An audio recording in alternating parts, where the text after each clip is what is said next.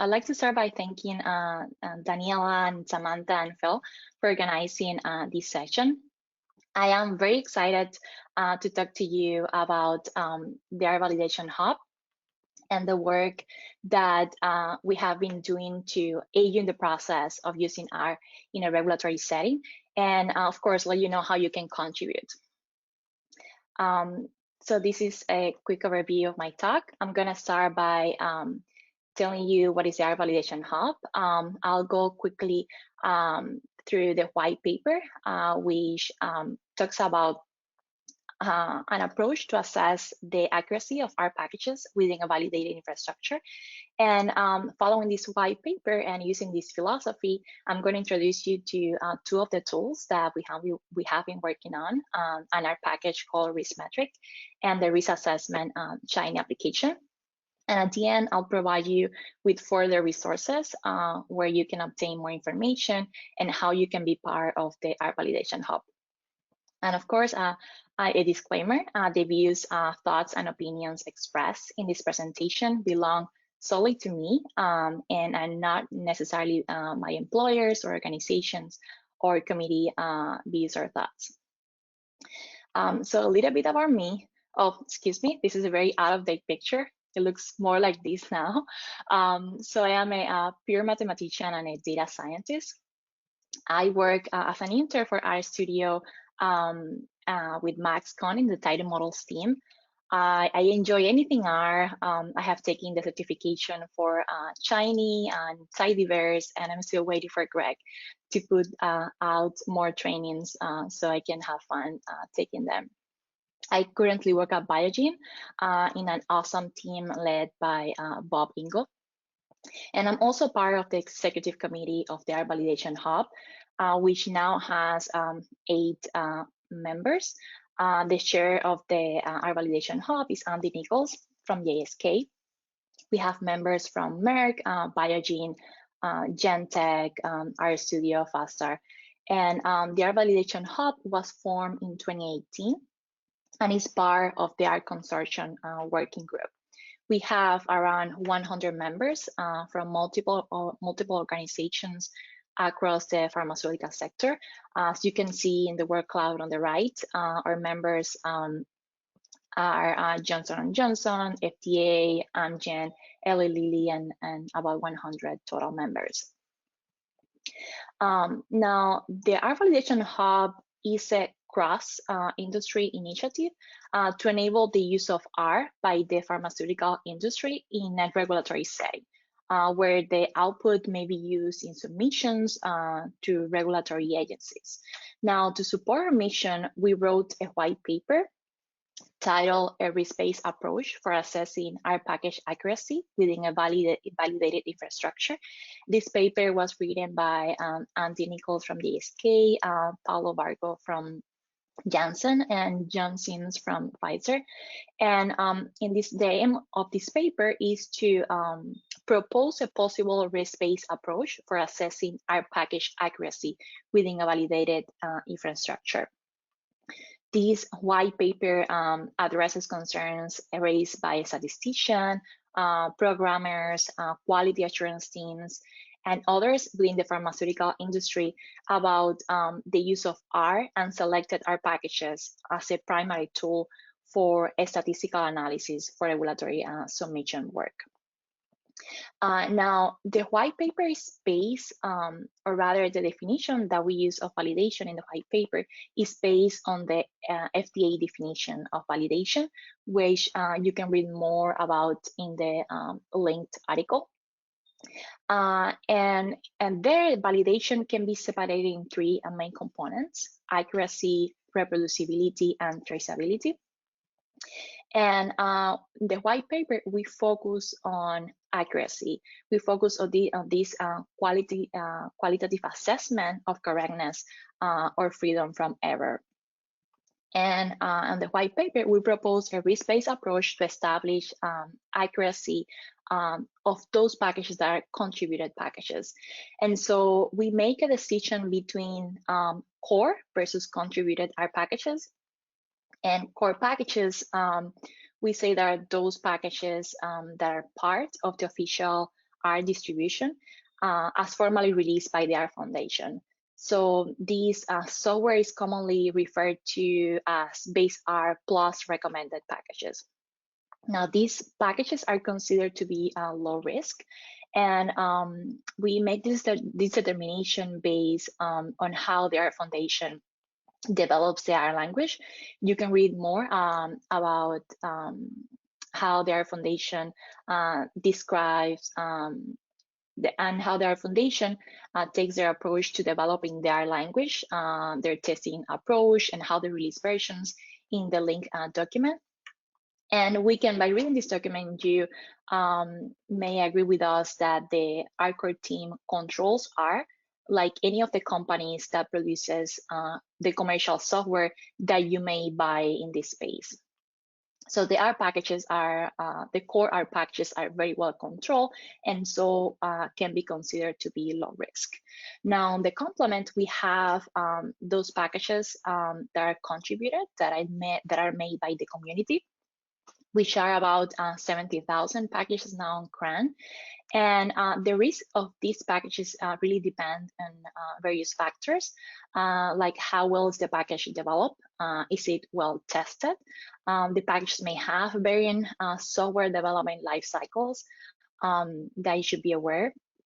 And you also can check for how much exposure has the package had within the user community. And in the white paper, we propose, as I mentioned, an approach to assess the accuracy of the contributed packages, as those core are considered to be low risk. So once someone in your company wants to use one of these contributed packages, the question is, what steps can you take to start to assess the risk of those packages? So the white paper can aid you in taking the first steps to start assessing the risk of using an R package. So once you have decided that you want to use a package, the next step that we propose for you to do is to assess the package based on 4 criteria: purpose, maintenance, good practice, community usage, and testing.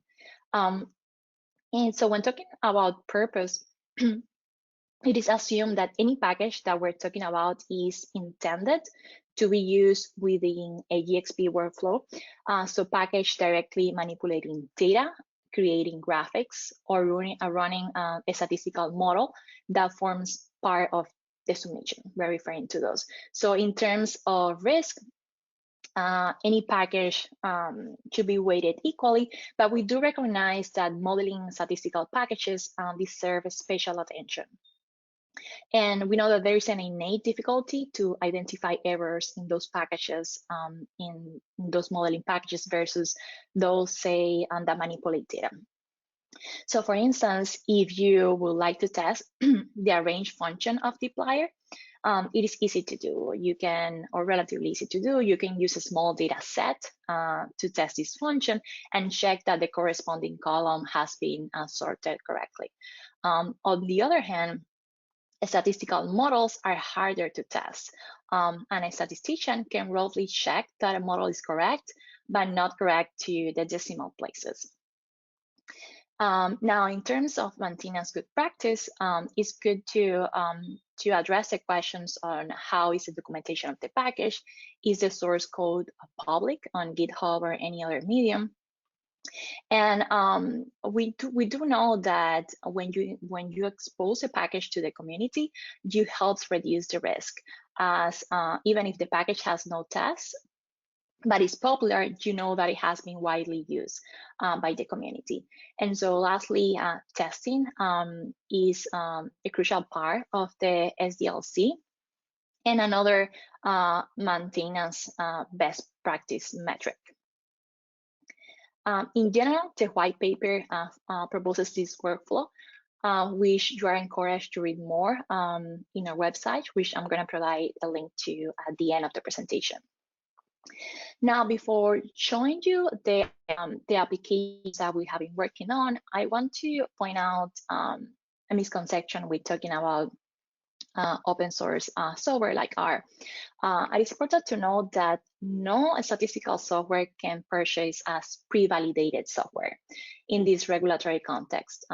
So what happens is that validation is up to the user to implement. So for instance, SAS is not a pre-validated software.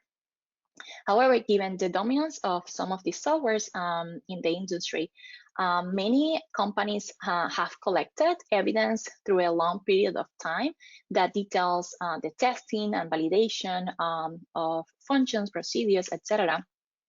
And so when you use this software, rather than reinventing the wheel and duplicating testing, which has already been performed in the past by others, we make the decision to use that software based on its history of extensive previous use, as we decide to do with SAS procedures, for instance. So following this philosophy, you can see our packages as having received validation through a variety of sources. Validation by the original authors of the package, by users of the package in academia, by users in a wide variety of industries like Google, Amazon, Microsoft, by companies such as Mango Solutions, and even by the FDA themselves, who have been using R internally now for some time.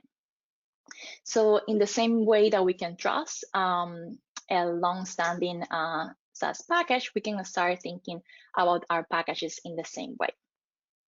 So if we believe this to be the case, then we need to look at which packages we can add to our safe list.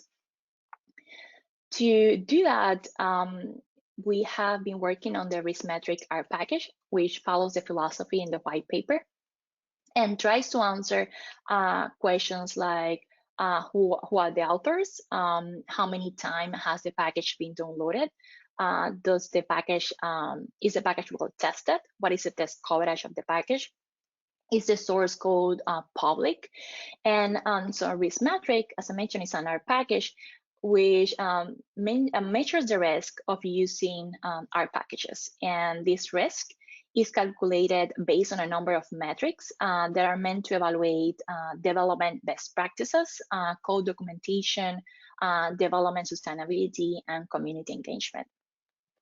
Now, it's important to note that this risk, the risk portrayed by riskmetric, does not represent the risk of damaging the system in which the package is installed, or the risk that the internal statistical functions are correct, although indirectly the package does check that the statistical functions are correct by looking at the testing, the community usage, and the bug reports, and so on.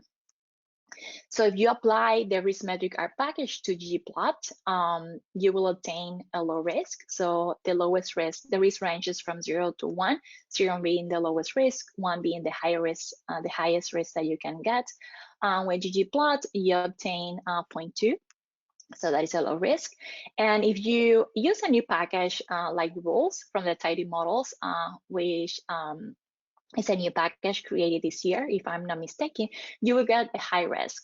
And of course, getting a high risk will point you to directions in which you have to look further in the package, like do you have to create tests, do you have to provide more documentation?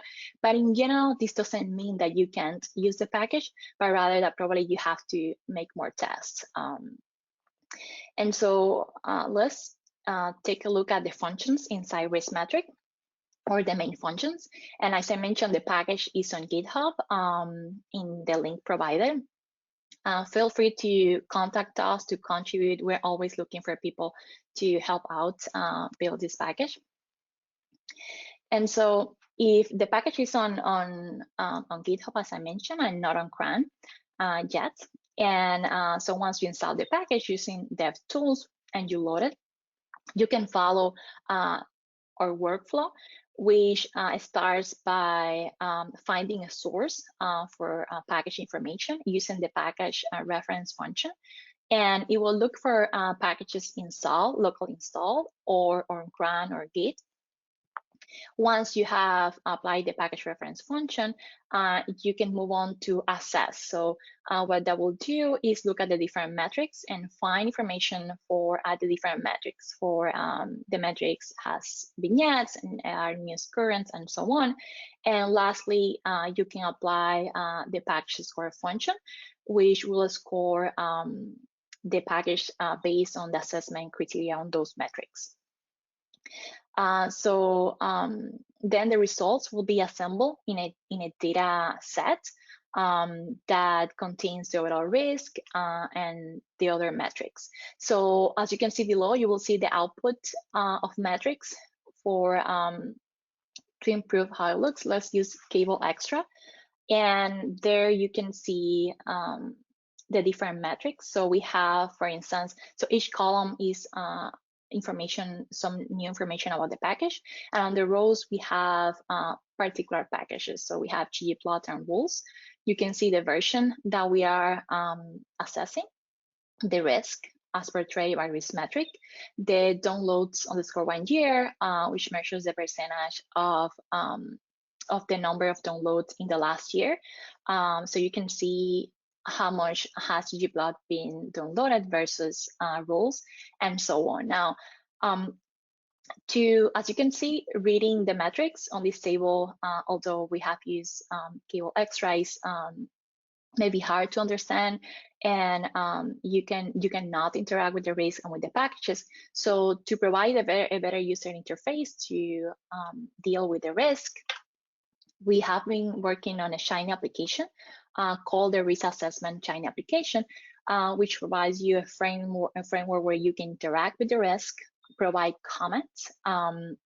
You can create reports, and also you can, in general, you can take advantage of using Shiny, meaning that you don't need to code, you don't need to explicitly call those functions on riskmetric, and you have an interactive way to measure risk.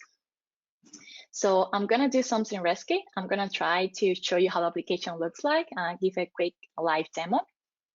The application is on GitHub, and feel free to reach out to us to contribute. We have meetings weekly, and you can join us. The link to do that is on our website. So let me try to switch to other window, see how that goes. And let's see. Okay.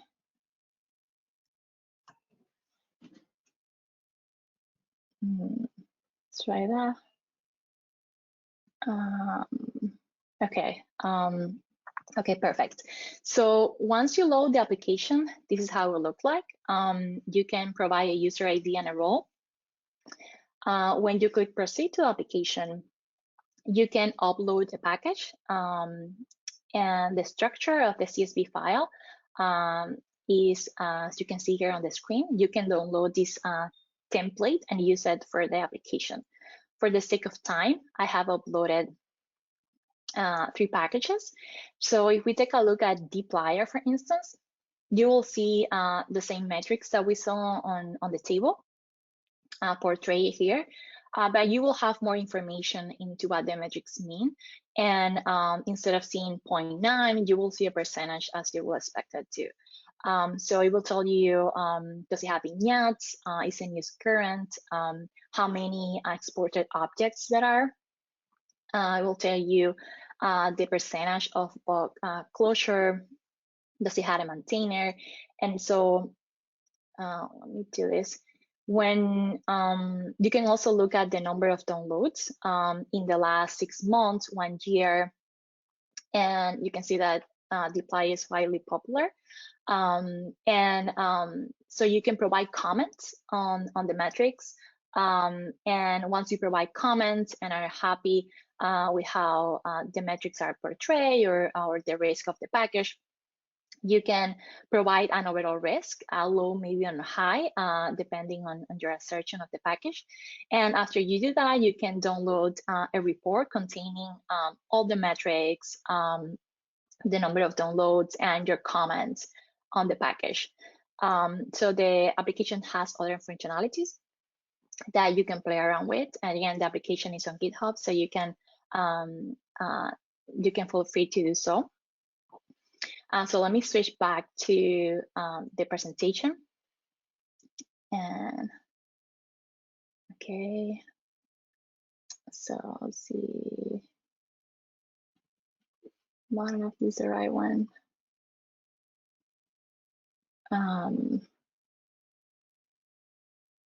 Okay. Okay, let me see if I can do that. My screen.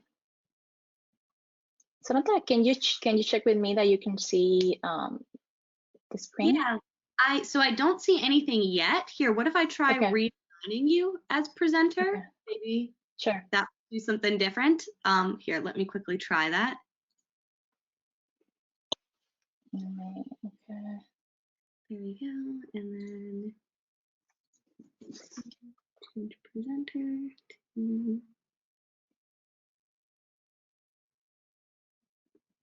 Usually live demos don't go very well, but it's good to give it a try. I wanted you to take a look at the application. Totally, I appreciate your bravery. Okay, so let's see. Okay, I think you can see it now, right? Yes, that looks great now. Awesome. So that's application. Again, feel free to go to GitHub and play around with the application, provide feedback, or any new features. And so to find out more about these tools, you can go to the Pharma website where you can see the blog posts, presentations, and the white paper. Also, feel free to join our mailing list, and you can send a message to or the email provided on the slide to contribute. And also, if you want to learn more detail about the white paper and these tools, we did a workshop last year on RPharma, and there is a link on the slides. The slides will be shared later, where you have the video to the workshop and testing exercises that we did during the workshop.